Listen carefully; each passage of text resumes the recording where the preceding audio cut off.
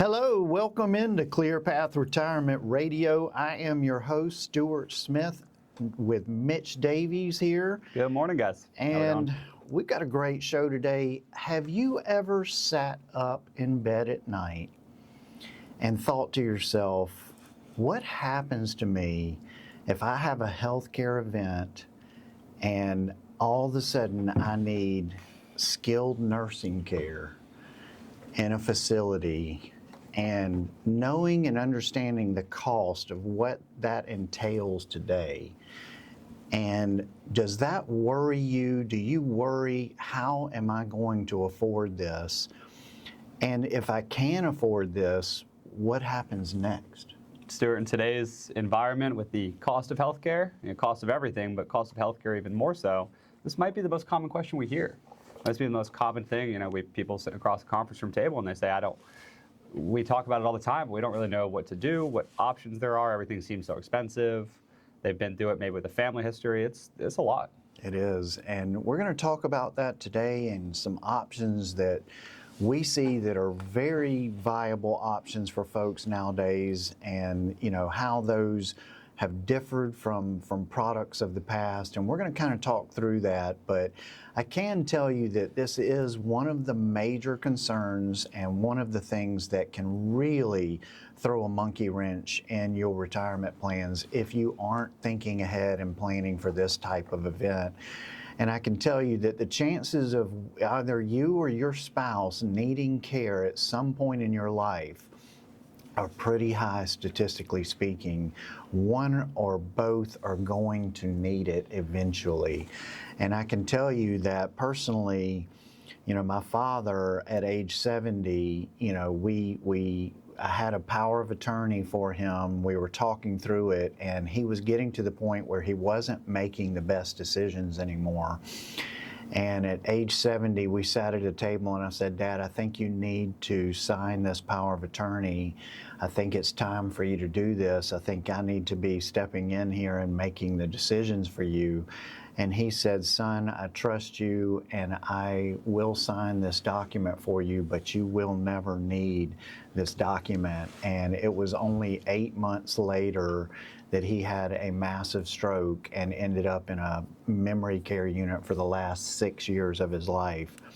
And I had to sell all of his assets, and including his home, and to make sure that he got the care that he needed. And thank the Lord that I was able to get power of attorney at that point. Most people feel like he did, Mitch. Most people feel like this is never going to happen to me. And I can tell you that it happens every day, and to people that didn't ever expect it to happen to them. And there are creative ways to deal with and address this that aren't going to leave you financially destitute. And we're going to go through that in real detail today. But one of the solutions that we're going to talk about today is one of the most forward-looking, cutting-edge solutions I've ever seen to address this type of issue. And it's one that our clients have all latched onto and really feel great about, because it addresses a lot of the problems with some of the products that addressed this in the past. So, what is long-term care, right? Yeah.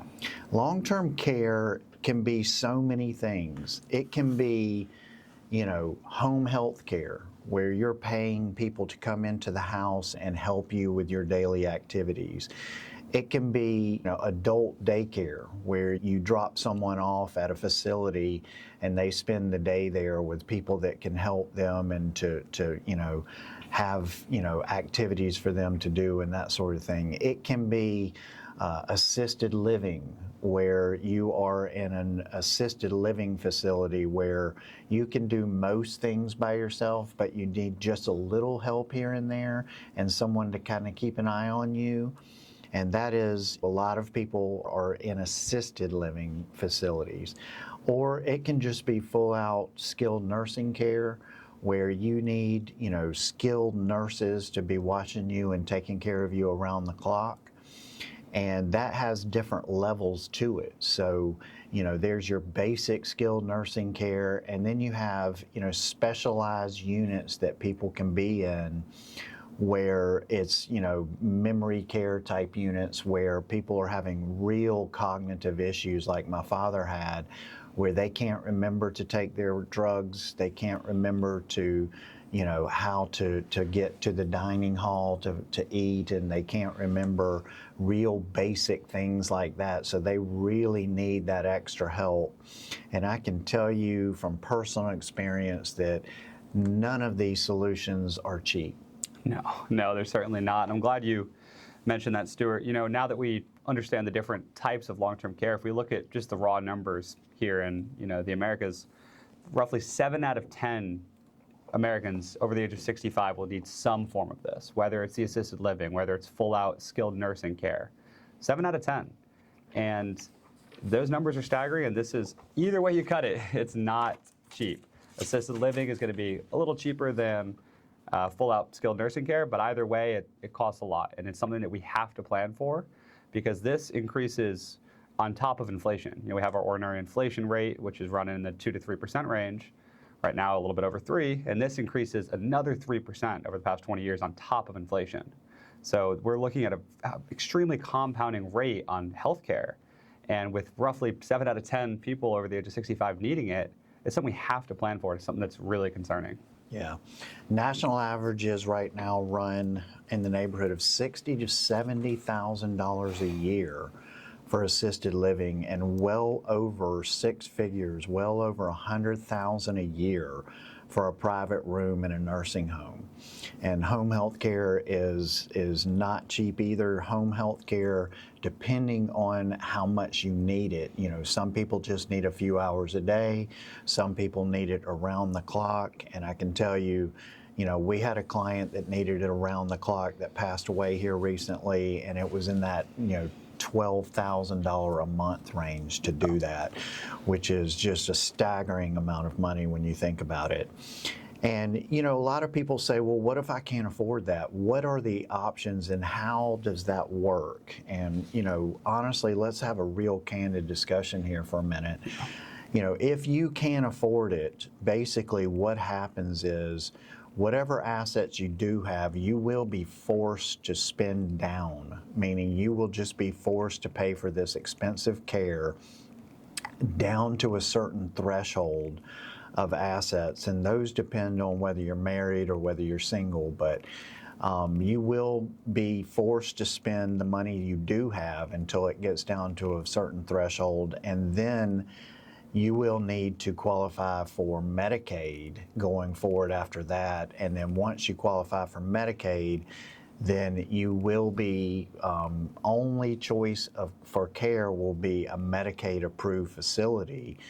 And, that is, where the state's going to pick up the tab going forward. But I can tell you, many of our clients, that scares the death out of them to be, forced into a Medicaid-approved facility and have the state pay the bill, because that is typically not your best care that you're going to get in those facilities, and the workers there aren't real invested in your well-being, and so to speak, and so it's, that's your options. So you can either go that route where you're forced to spend down your assets and qualify for Medicaid, or you can, plan ahead and use your own assets to try and, hedge this off the best you possibly can to try and make sure you get the best care you can get.